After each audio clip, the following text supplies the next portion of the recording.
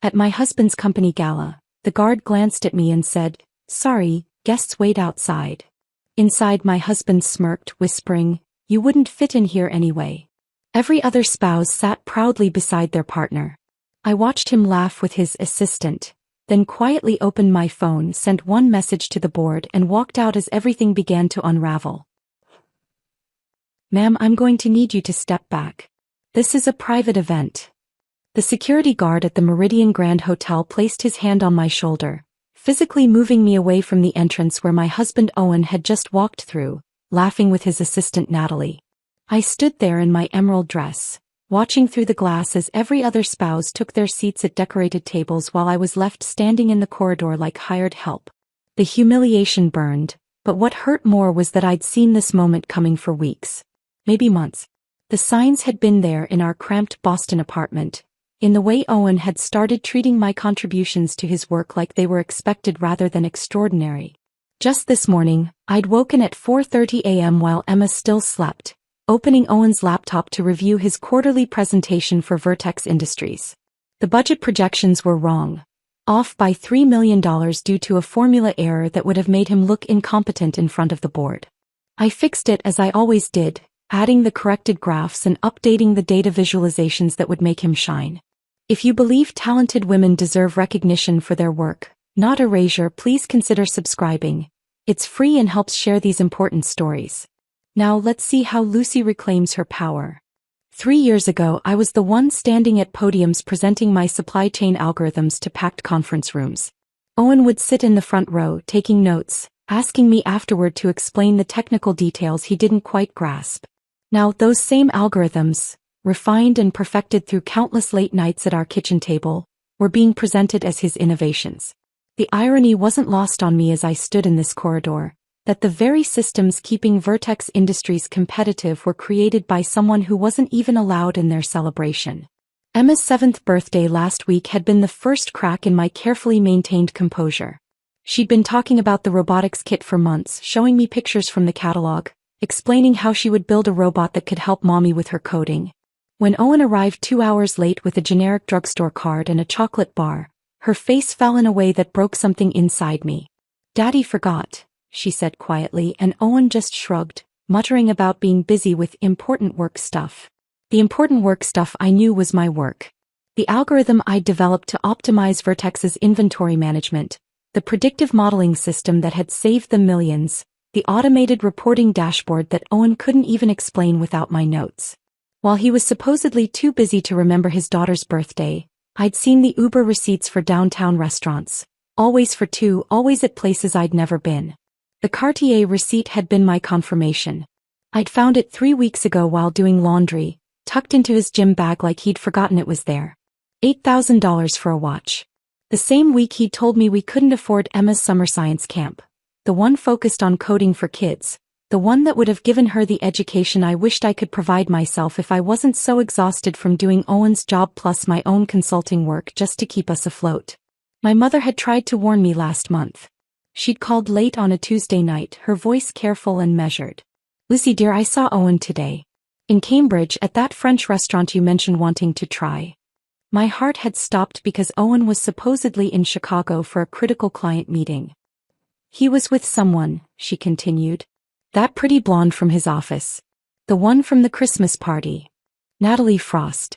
26 years old, Harvard MBA, hired as Owen's assistant 6 months ago.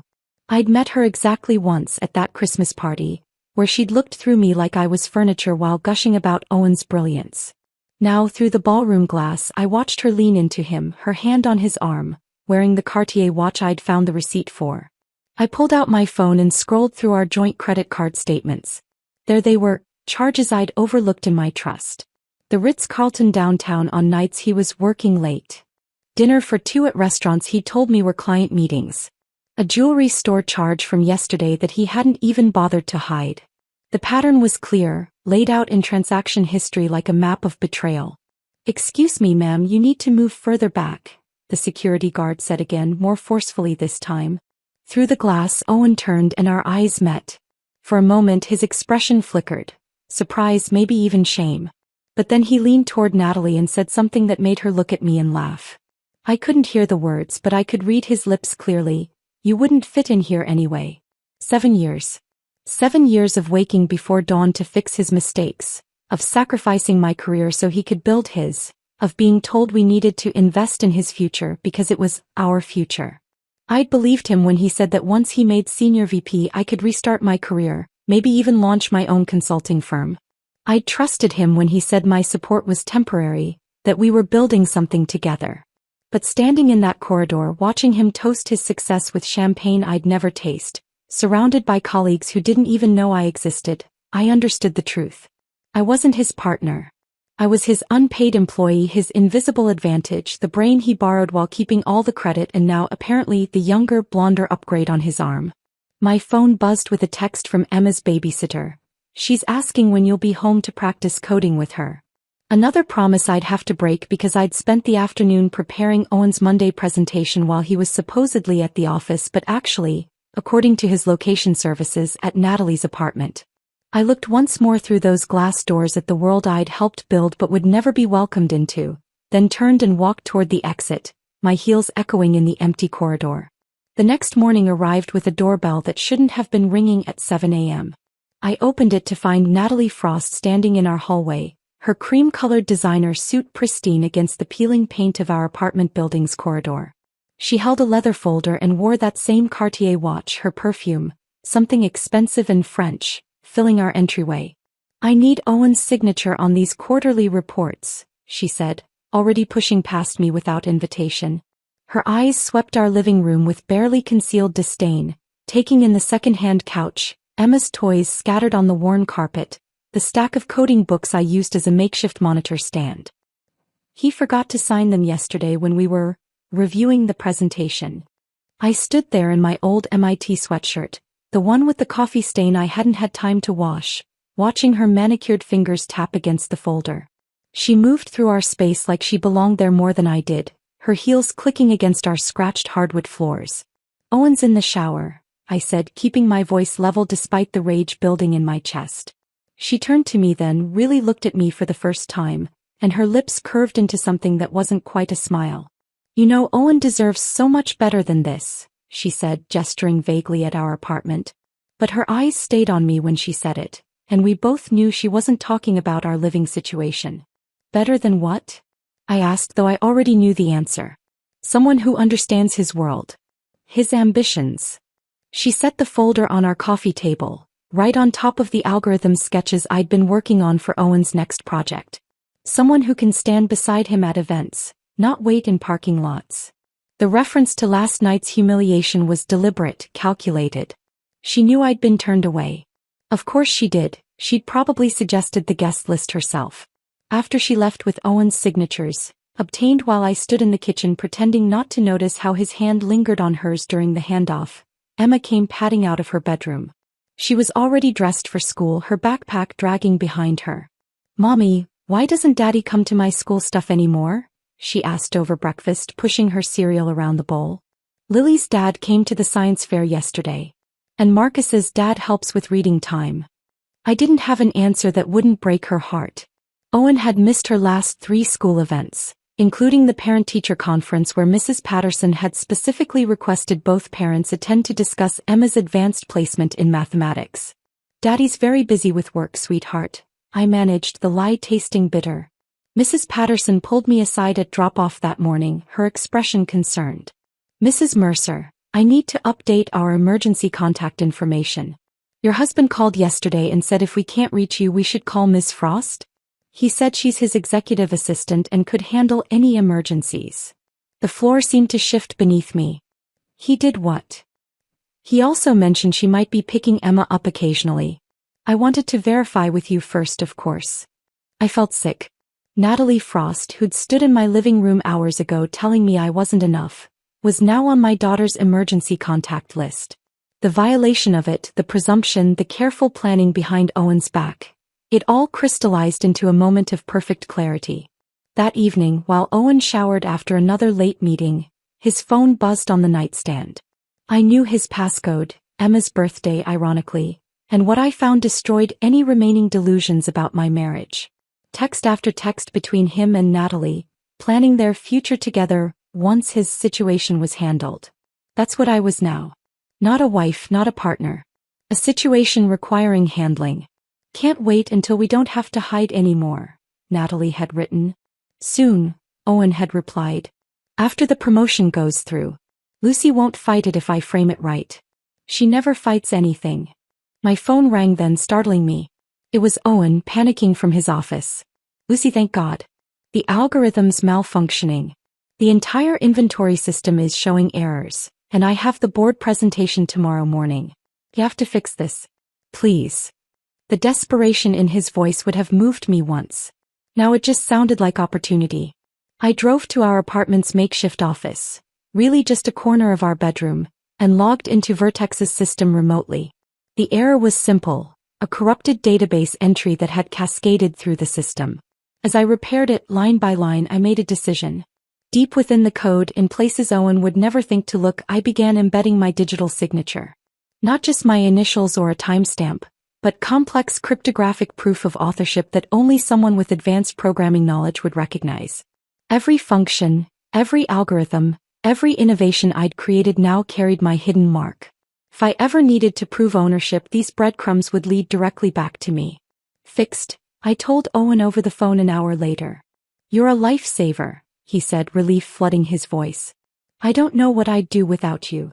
Apparently you're figuring that out, I said quietly, but he'd already hung up.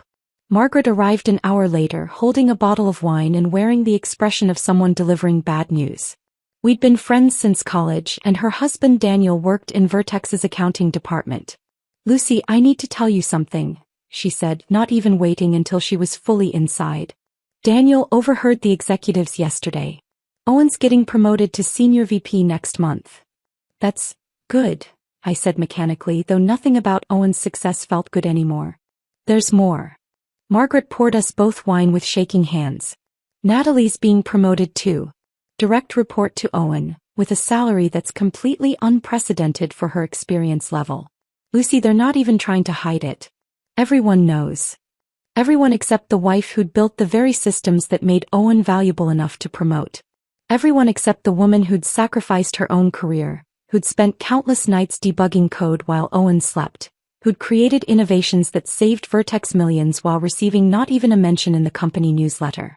I stared at the wine in my glass, dark red like the anger I'd been suppressing for months. Here's maybe. Margaret squeezed my hand, and in that moment I made a decision. I wouldn't be a situation to be handled. I wouldn't be the invisible woman behind Owen's success anymore. 2 weeks after Margaret's visit, the invitation arrived in our mailbox on a Thursday afternoon. Thick cream cardstock with gold embossing, the Vertex Industries logo gleaming at the top. I ran my finger over the text. Mr. Owen Mercer is cordially invited to the annual Vertex Industries Excellence Gala. Just his name. Not Mr. and Mrs. Mercer, not Owen Mercer and guest. Just him. I set it on the kitchen counter where Owen would see it, then picked up the phone and dialed his office. Grace answered on the second ring, her usually cheerful voice immediately becoming strained when she heard mine. Hi Grace, I'm calling about the gala invitation. There seems to be an error. It only has Owen's name. The silence stretched so long I thought the line had disconnected. Then I heard it. Natalie's distinctive laugh in the background, followed by her voice saying something about avoiding awkward situations. Mrs. Mercer, Grace finally said, her discomfort palpable through the phone. I'm so sorry, but Mr. Mercer specifically requested a solo invitation. He said it would be better for networking. Networking, I repeated flatly.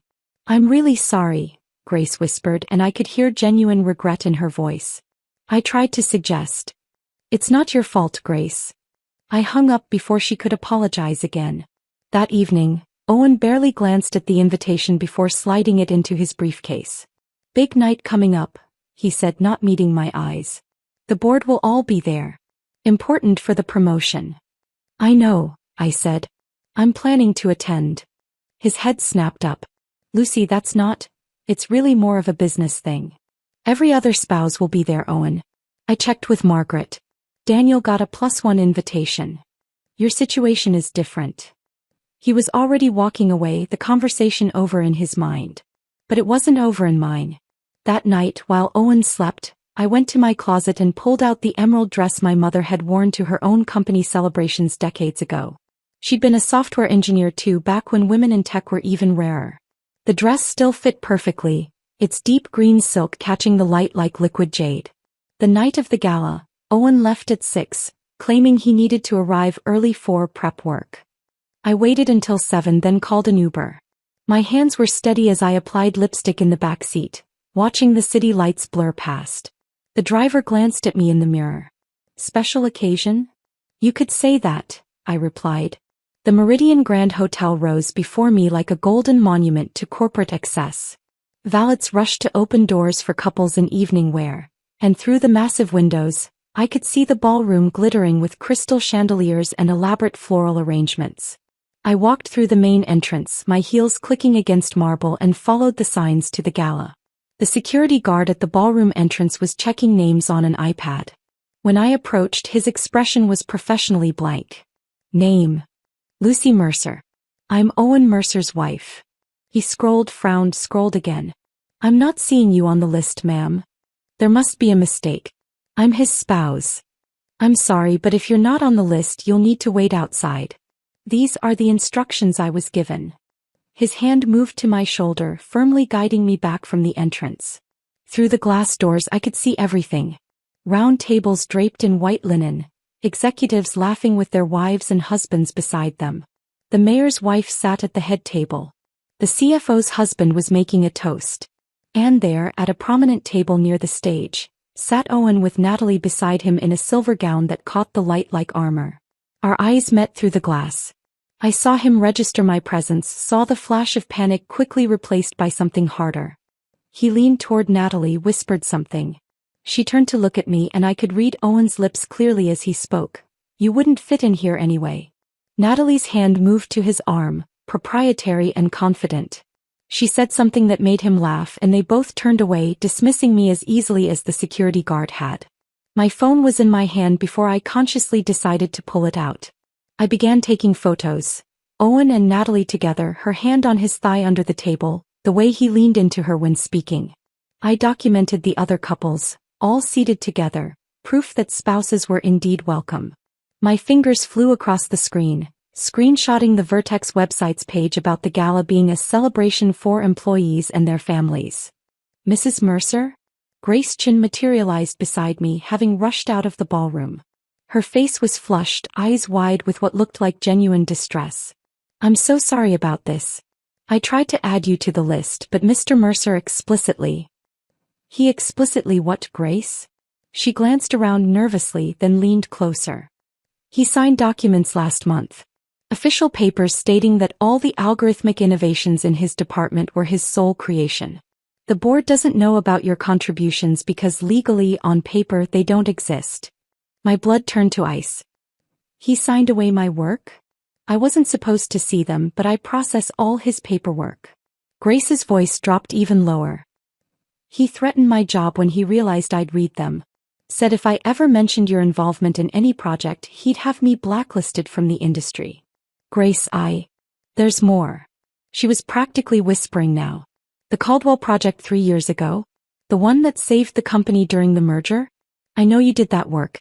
Mr. Blackwood specifically asked Owen how he'd developed such an elegant solution, and Owen said he'd been working on it solo for months.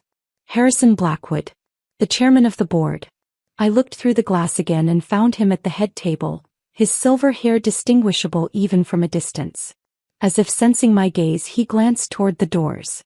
Our eyes met for a moment, and his expression shifted to puzzlement. He tilted his head slightly, a flicker of recognition crossing his features. 3 years ago, I'd done private consulting for Harrison through a third party, fixing a critical issue with his personal investment portfolio's algorithm. He'd never known it was me. The contract was under my maiden name, all communication through encrypted channels. But he'd praised the work as genius-level problem-solving. Now he was looking at Owen's wife standing outside his company's gala, and I could see wheels beginning to turn in his mind. Grace squeezed my arm gently. Mrs. Mercer, you deserve so much better than this. As she returned to the ballroom, I remained in the corridor, my phone heavy in my hand, filled with evidence of my humiliation. But humiliation was transforming into something else, something cold and precise and powerful. 7 years of suppressed rage crystallized into absolute clarity. I opened my email and began typing a message to Harrison Blackwood, attaching a single photo, the algorithm I'd created for his portfolio 3 years ago, with my digital signature embedded in the code. I sent the email to Harrison Blackwood with trembling fingers, then walked away from the Meridian Grand Hotel with my head high. The next morning I woke with a singular clarity. If I was going to reclaim my life, I needed proof that would be undeniable. Not just screenshots or hurt feelings, but evidence so comprehensive that Owen's carefully constructed lies would crumble like sand. The first thing I did was visit an electronics store downtown.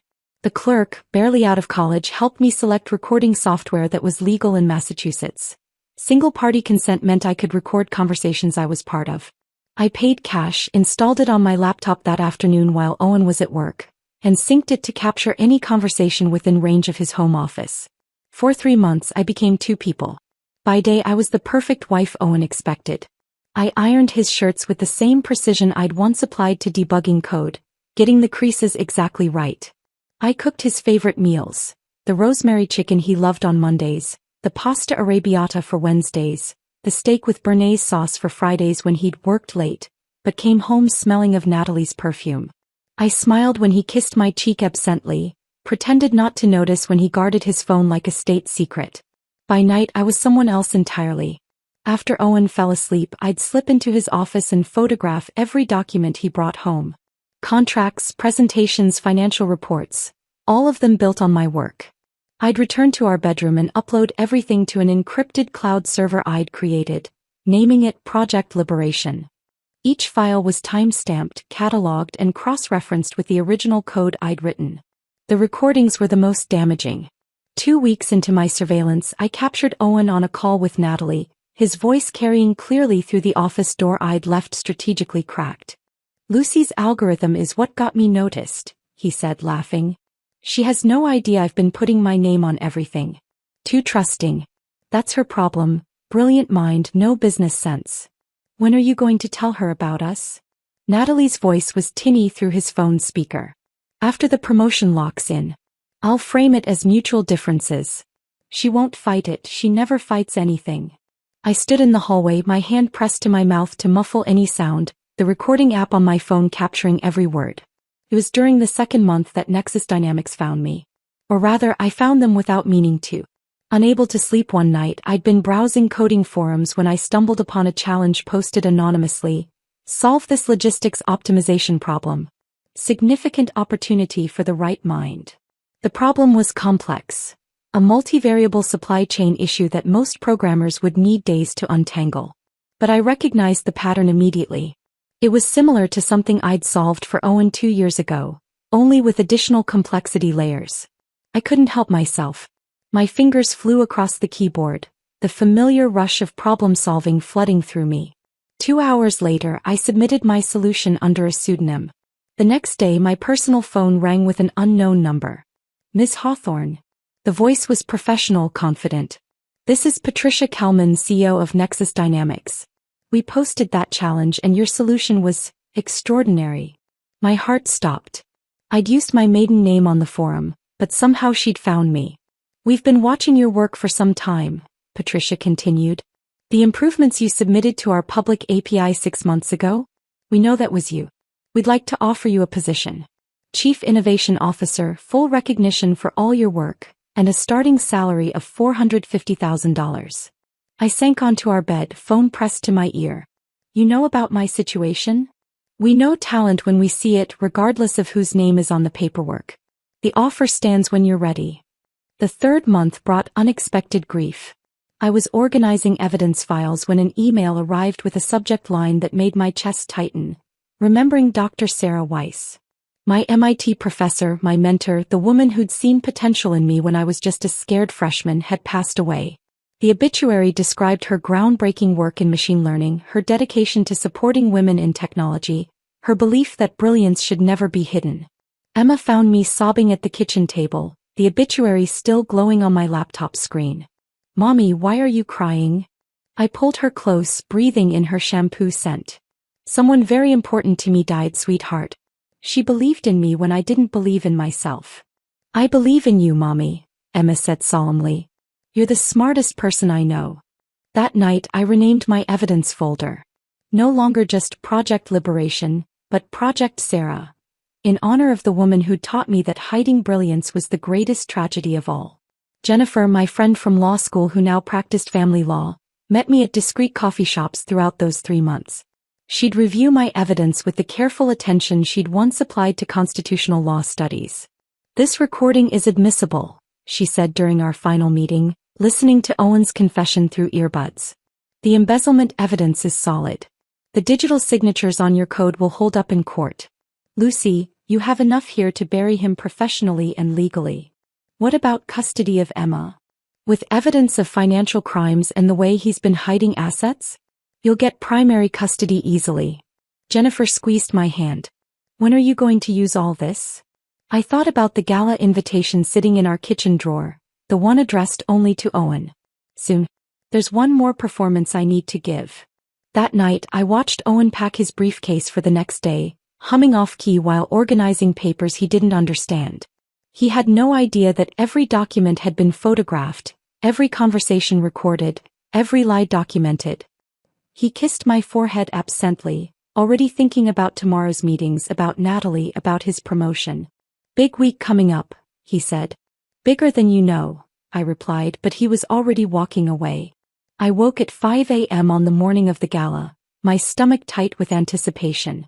Owen slept beside me, unaware that I'd spent the last 2 hours perfecting the email that would dismantle everything he'd built on my work. Each attachment was meticulously labeled. 2017 under 2019 under 3.8 am receiving SIP. 2024 under doc. 7 years of theft organized chronologically, with my digital signatures embedded throughout the code like fingerprints at a crime scene. The most damning piece sat at the top, a simple spreadsheet comparing Owen's promotion timeline with my creations. Every spike in his career corresponded exactly with something I'd built. The correlation was undeniable, the evidence overwhelming. Owen stirred at 6:30, reaching for his phone before his eyes fully opened. Big day, he murmured, scrolling through emails without looking at me. The biggest, I agreed, watching him from my pillow. He showered while I made his coffee, 2 sugars, splash of cream, exactly how he liked it. When he emerged, his cologne filled our bedroom, the expensive one Natalie had probably picked out. He pulled on his custom-tailored tuxedo, the one that cost more than Emma's entire year of after-school programs. You look nice, I said, meaning it. He did look nice. Like the successful executive he'd become on the foundation of my work. Thanks. He adjusted his cufflinks, the platinum ones I'd given him for our 5th anniversary back when I still believed in us. Listen, about tonight. You'll be working late. I know. He paused, perhaps hearing something in my tone. But then his phone buzzed. A text from Natalie, I assumed from the way his face lit up, and the moment passed. Don't wait up, he said, kissing my forehead with lips that felt like a stranger's. The gesture was automatic, meaningless, like signing a document without reading it. I won't, I promised. He left at 3 p.m., claiming he needed to review presentations before the gala. I watched from our bedroom window as his car disappeared around the corner, then opened my laptop. The email to Harrison Blackwood sat in my drafts, scheduled to send at exactly 8:47 p.m., right in the middle of Owen's anticipated promotion announcement. Subject line: The real architect of Vertex's success, urgent. The message itself was brief. Mr. Blackwood, you once praised my work as genius-level problem-solving. Tonight I'm solving one more problem. The attached documents prove that every innovation attributed to Owen Mercer was created by me, Lucy Hawthorne. The algorithms, the cost savings, the breakthrough solutions. All mine. I have recordings, code signatures, and documentation spanning 7 years. I thought you should know who really built your company's competitive advantage. A Hawthorne, formerly Mercer. Margaret arrived at 4 p.m. with a makeup bag and reinforcements in the form of Prosecco. Today we make you unforgettable, she announced, pulling me into our bathroom. She worked with the focus of an artist, contouring my cheekbones, defining my eyes with smoky shadow that made them look fierce rather than tired. When she finished with my face, she styled my hair into an elegant twist that showed off my neck, my MIT class ring catching the light when I moved. "The dress," she commanded, and I retrieved my mother's emerald gown from its hiding place in the guest room closet. "Owen said this was too much," I mentioned as I slipped it on. "Owen's an idiot," Margaret replied flatly, zipping me up. "You look like what you are, a force to be reckoned with." I stared at my reflection.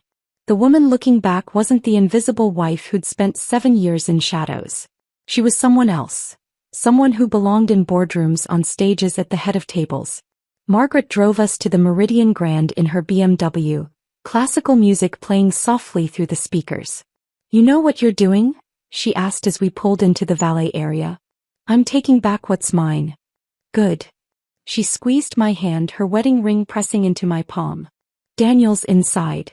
He'll make sure people are watching when it happens." The hotel lobby was already buzzing with formally dressed guests heading toward the ballroom. I hung back, timing my approach. At 8:30, I walked toward the entrance where the same security guard from weeks ago stood with his iPad. "Ma'am," he started, recognizing me. "I know. Guests wait outside." I positioned myself where I had a clear view through the glass doors. Inside, Owen stood at the microphone, Natalie glowing beside him in a dress that probably cost more than most people's monthly salary. Harrison Blackwood sat at the head table, his phone face down beside his plate. Other board members were scattered throughout the room, champagne glasses raised as Owen began what was clearly his promotion acceptance speech. I pulled out my phone at exactly 8:46 p.m. 1 minute until my scheduled email would send. But I couldn't wait. My fingers moved across the screen, typing 4 words to Harrison Blackwood. "Check your email now." I hit send and watched through the glass as Harrison's phone buzzed. He frowned, picked it up, and his expression shifted from mild annoyance to shock. His eyes widened as he opened attachment after attachment. The CFO beside him noticed his reaction and leaned over. Within seconds, both their phones were out.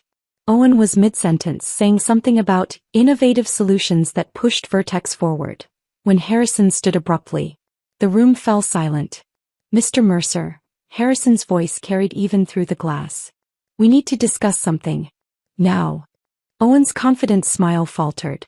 Behind him, Natalie's hand moved to his arm, but he shook her off, his face draining of color as more board members checked their phones. The domino effect was beautiful.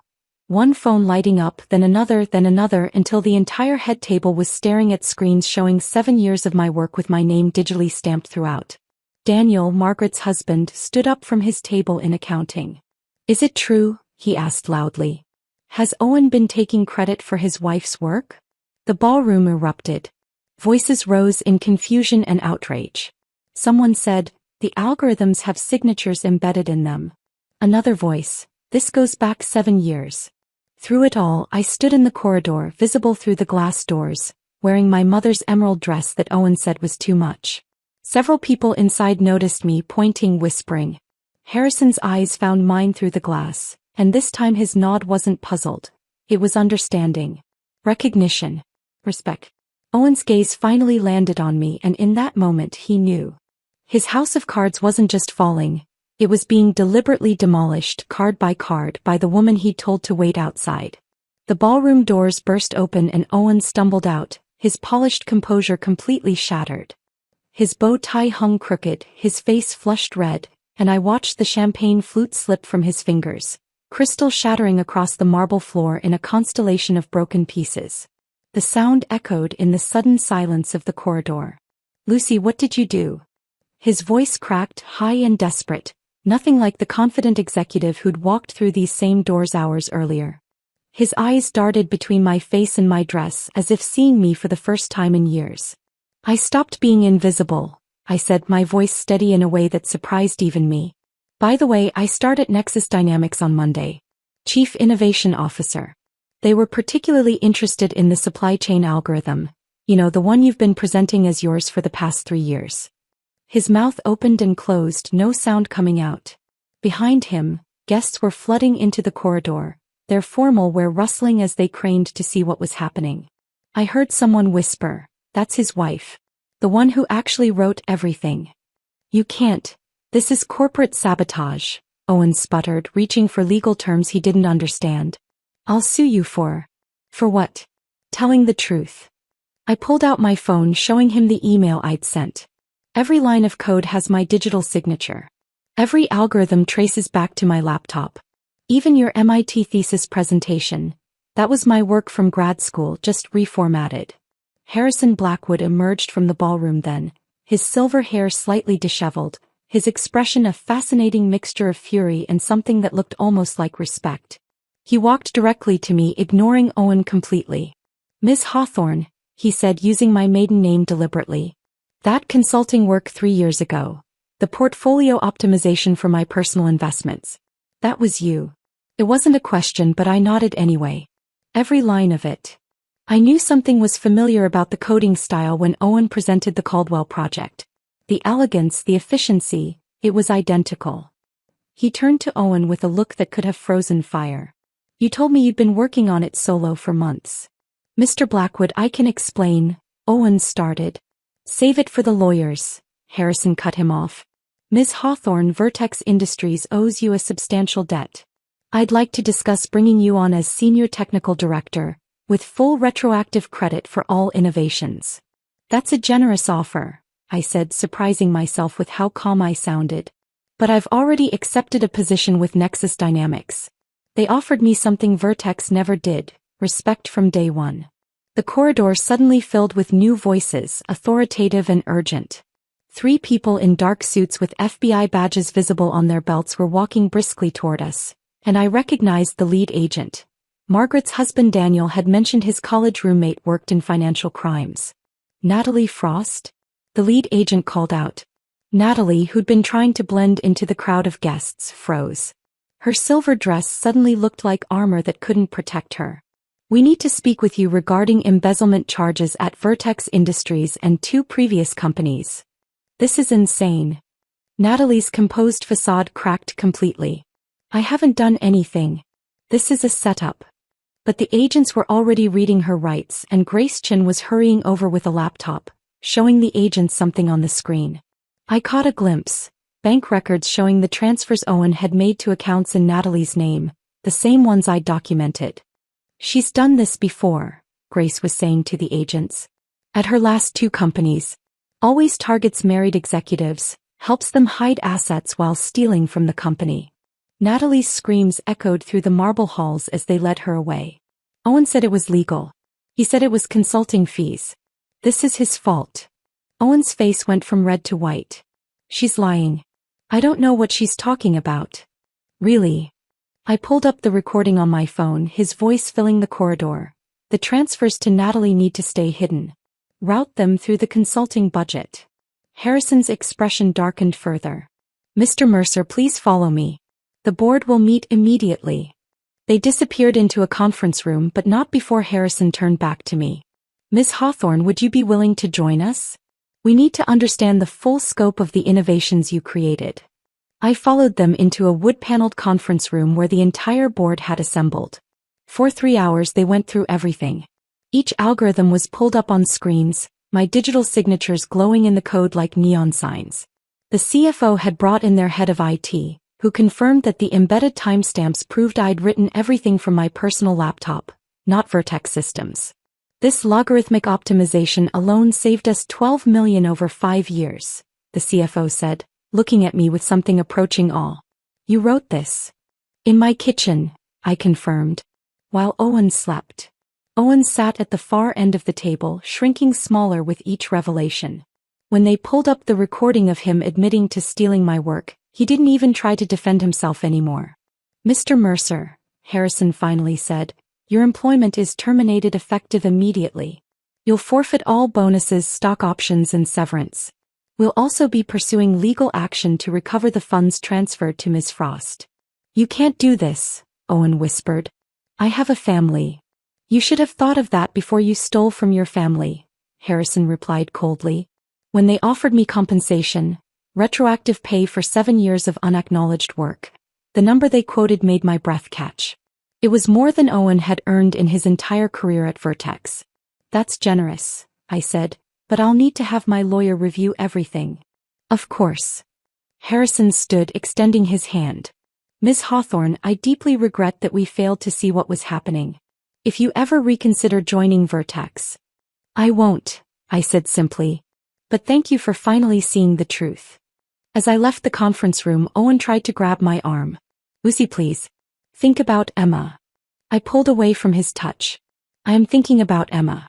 I'm thinking about showing her that no one has the right to steal your work, your credit, or your dignity. Not even her father. The corridor was still full of guests, all watching as I walked past in my mother's emerald dress. Some nodded respectfully. Others whispered to each other. Grace Chen caught my eye and mouthed thank you, and I realized my vindication had freed her too.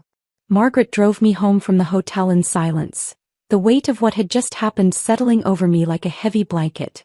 When we pulled up to my apartment building, the lights were on in our unit. The babysitter's car was gone, which meant Owen had come home and sent her away. My phone showed 12 missed calls from him. I climbed the stairs slowly, my mother's emerald dress rustling with each step. When I opened the door, Owen was sitting on our second-hand couch, still in his tuxedo, his face buried in his hands. Emma's bedroom door was closed. She's asleep, he said without looking up. The babysitter said she was asking for you. I walked past him to Emma's room, cracking the door open. She was curled up with her stuffed rabbit, her dark hair spread across the pillow. I kissed her forehead gently, then closed the door and returned to face Owen. I'm moving to my brother's tonight, he said, his voice hollow. My lawyer will contact you about custody arrangements. Fine. He looked up then, his eyes red-rimmed. How long were you planning this? How long were you stealing from me? I countered. He had no answer for that. The next morning, Emma padded into the kitchen where I was making pancakes, her favorite Saturday breakfast. She climbed onto her usual chair, but her eyes went to Owen's empty seat. Where's Daddy? I set down the spatula and sat beside her, taking her small hands in mine. Daddy's not living here anymore, sweetheart. Why? Her lower lip trembled. Sometimes when people do things that aren't right, they have to face consequences. Daddy took credit for Mommy's work, and that wasn't honest. Like when Jake copied my math homework and got in trouble? The simplicity of her comparison made my chest ache. Yes, like that, but with grown-up work. Are you sad? She asked, studying my face with those serious brown eyes she'd inherited from me. I considered lying, giving her the comfortable answer. But she deserved truth. I'm sad for the daddy he could have been. The one who would have been proud of Mommy's work instead of taking it. But I'm not sad about the choice he made. That's his to live with. He thought about this, then nodded. Can you teach me coding today? Since Daddy's not here to interrupt. My heart cracked and mended all at once. Of course, baby. We'll start right after breakfast. By Monday morning, the story had exploded across financial media. Bloomberg ran a segment titled, The Invisible Wife Who Exposed Corporate Theft. CNN Money called it, The Algorithm Affair. My phone buzzed constantly with interview requests from the Wall Street Journal, TechCrunch, Forbes. I declined them all with the same message. My work will speak for itself. The only statement I gave was to a small women in tech blog that had supported female engineers for years. For 7 years, my contributions were erased. Today, I begin writing my own story at Nexus Dynamics. That's all that matters. Vertex Industries stock dropped 18% in early trading. Screenshots of my embedded code signatures were circulating on Twitter, with programmers marveling at how thoroughly I documented my ownership. Someone leaked the recording of Owen admitting to theft, and it went viral on TikTok with the hashtag #InvisibleWife. Tuesday afternoon, my phone rang with a number I didn't recognize. The voice was tired, pleading, Owen's older brother, Marcus. Lucy, please. I'm begging you. Owen's lost everything. His accounts are frozen, no firm will hire him, he's staying in my basement. Can't you drop the charges? For the family's sake? For Emma. I let his words hang in the air before responding. Marcus, for 7 years I was erased. My work, my contributions, my very existence in Owen's professional life, all deliberately hidden. He made his choices. But he's my brother. And Emma's my daughter. She needs to see that stealing someone's work has consequences. I won't teach her that forgiveness means accepting erasure. His reputation is destroyed. Isn't that enough? His reputation was built on my work. It was always going to crumble. The only question was when. I hung up without saying goodbye. 7 years of invisibility had earned Owen more than just professional ruin. It had earned my complete indifference to his fate. Monday morning came with Boston sunshine streaming through my bedroom window. I dressed carefully. A navy suit that fit perfectly, my MIT class ring polished, my mother's pearl earrings that she'd worn to her own first day at IBM 40 years ago. Emma watched me getting ready, her eyes bright with pride. "You look like a boss, Mommy." "I am a boss, sweetheart." The Nexus Dynamics building was all glass and steel, modern architecture that spoke of innovation and transparency. Patricia Kelman met me in the lobby herself, her handshake firm and warm. "Lucy, we're so thrilled you're here. Your team is waiting in conference room A." When she opened the door, 20 developers rose to their feet and began applauding. The sound washed over me like warm rain after a 7-year drought. These weren't polite claps. They were genuine, enthusiastic, celebrating. Ms. Hawthorne, the lead developer, a young woman named Priya, stepped forward. "We've all studied your algorithms. The supply chain optimization, the predictive modeling. It's brilliant. We've been waiting for you." "Waiting for me?" I repeated, my voice catching slightly. "Patricia showed us your work months ago when she was trying to recruit you. We've been hoping you'd choose us ever since." Priya grinned. "Nobody else thinks like you do. Your code, it's like poetry that actually works." An older developer named James added, "I've been in this field 30 years and your elegant solutions to complex problems, they're textbook material. Literally. MIT wants to use your algorithms in their coursework." Standing there, surrounded by people who saw my work, who knew my name, who celebrated my contributions, I finally understood what recognition felt like. Not stolen, not borrowed, not hidden behind someone else's name, but earned and acknowledged and celebrated. "Thank you," I managed, my eyes stinging with tears I refused to let fall. "Should we get to work?" Patricia smiled. "Your office is ready when you are. Corner suite, your name already on the door." As the team dispersed to their workstations, chattering excitedly about the projects we'd tackle together, I stood by the window overlooking Boston's skyline. Somewhere out there, Owen was probably in his brother's basement scrolling through job rejection emails. Somewhere, Natalie was meeting with lawyers about her embezzlement charges. Somewhere, Vertex was scrambling to understand the systems I'd built. But here, in this room where my name was known and my work was valued, I was exactly where I belonged. 6 months had transformed everything. I stood backstage at the Boston Tech Innovation Summit, my hands steady as I reviewed my presentation slides one final time. The algorithm I'd created, now properly credited to Lucy Hawthorne, had revolutionized logistics across retail, healthcare, and manufacturing. 3 industries, billions in savings, and this time my name was on every slide. "5 minutes, Ms. Hawthorne," the stage manager said, and I nodded, smoothing my black dress. Not emerald this time, but something I'd chosen for myself. The auditorium was packed, over 2,000 attendees waiting to hear about the innovation that Forbes had called the most significant supply chain breakthrough of the decade. As I walked onto the stage, the lights warming my face, I spotted familiar figures in the audience. Patricia Kelman in the front row, beaming with pride. Margaret and Daniel near the middle, both giving me thumbs up. And there, in a shadowed corner near the back, Harrison Blackwood. "Good morning," I began, my voice carrying clearly through the convention center. "I'm Lucy Hawthorne, Chief Innovation Officer at Nexus Dynamics, and today I want to talk about what happens when invisible work becomes visible." The presentation flowed perfectly. Every demonstration, every data point, every innovation properly attributed. When I showed the year-over-year improvements, someone in the audience actually gasped. During the Q&A, a young woman raised her hand. "Ms. Hawthorne, your story about being excluded from recognition has inspired so many of us. What advice would you give to women whose contributions are being overlooked?" "Document everything," I said without hesitation. "Trust your worth. And never let anyone tell you to wait outside a room you helped build." The applause lasted so long the moderator had to intervene. As I left the stage, an assistant handed me a bouquet of white roses with a card. "We should have invited you inside. Harrison Blackwood." I smiled, thinking of where those flowers would look perfect. Right next to my Nexus Employee of the Year award, the one my team had surprised me with last month. 2 weeks later, Emma's school science fair arrived with all the fanfare of a major production. She'd been working on her project for months. a simple app that helped kids learn coding through storytelling. I'd guided her when she asked, but she'd done the work herself, debugging with the patience I'd tried to teach her.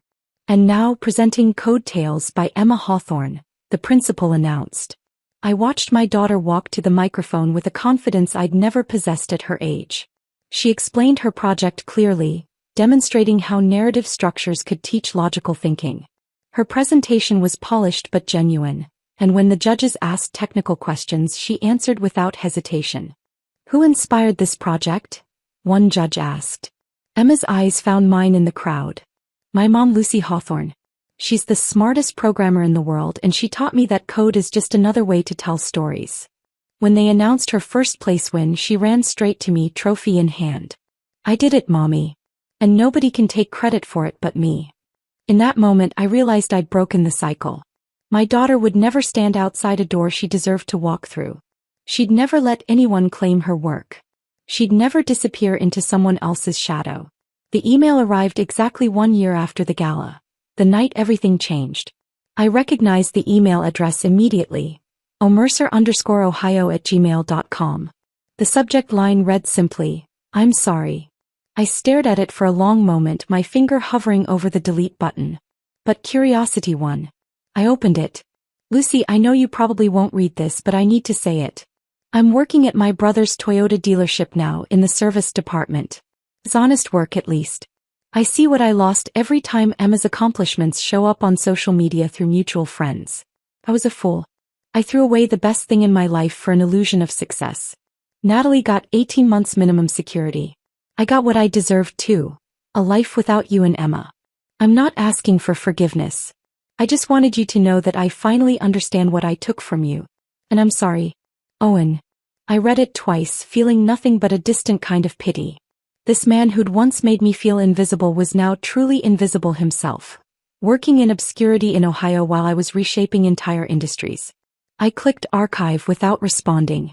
Some messages, like some people, deserved only silence. My office at Nexus occupied the southeast corner of the 42nd floor, walls of glass offering a panoramic view of Boston. But it was the western view that I treasured most. Every morning with my first cup of coffee, I could see the Meridian Grand Hotel 5 blocks away. The same building where I'd stood outside, barred from entry, watching my life's work credited to someone else. Sometimes I thought about that woman in the emerald dress, standing in the corridor with her phone in her hand, making the choice that changed everything. He felt like a different person now, someone I knew intimately but no longer was. That woman had been invisible, erased, waiting for permission to exist. The woman I'd become wrote her own permissions. A knock on my door interrupted my morning ritual. Priya entered with her tablet, excitement bright in her eyes. "Lucy, the Pentagon just approved our contract. They want to implement your algorithm across their entire supply chain. Set up the team meeting for this afternoon," I said, already thinking through the implementation challenges. As she left, I turned back to the window to my view of the Meridian Grand. Next month, Nexus would hold our own gala there. Patricia had asked me to help plan it, and I'd insisted on one detail. Every employee could bring anyone they wanted. No one would wait outside. I pulled out the invitation list I'd been reviewing. My name was at the top, followed by +1, Emma, who'd already picked out her dress. At the bottom of the list, I'd added one more name, Grace Chin, Owen's former secretary, who now worked in our HR department. She'd sent me a thank you note after I'd recommended her for the position. "You gave me the courage to stop being invisible too." The morning sun caught my MIT ring, sending small rainbows across my desk. In 6 months, I'd gone from standing outside to standing on stages. From being erased to being essential. From invisible to undeniable. My phone buzzed with a text from Emma. "Mom, can we work on my new app idea tonight? It's about women in tech who changed the world." "Of course," I typed back. "We'll start with Ada Lovelace and work our way forward." "And we'll end with you," she replied, followed by a heart emoji. I smiled, thinking about the woman I'd been a year ago standing outside that ballroom. She'd thought she was alone, defeated, erased. She had no idea she was actually standing at the beginning of everything. The woman who was told to wait outside had become the one everyone was waiting to see. And this time I held the guest list. If this story of sweet revenge had you cheering for Lucy, hit that like button right now. My favorite part was when Lucy stood outside that ballroom in her emerald dress, sending the email that changed everything. What was your favorite moment of justice? Drop it in the comments below. Don't miss more thrilling stories like this. Subscribe and hit that notification bell so you never miss an upload.